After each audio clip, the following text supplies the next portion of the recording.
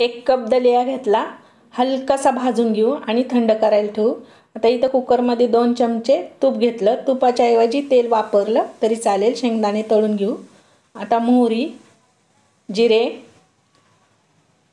कढीपत्ता, हिरवी मिरची, 1 मिनिट परतू हिरवी मिरची।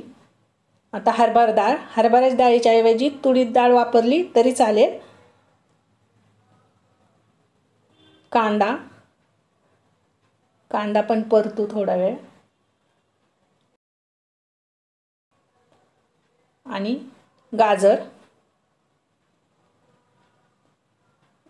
कोथिंबीर, हिंग, हळद। आता इथं दलिया गार झाला, आता 2 पाण्याने स्वच्छ धुवून घेऊ।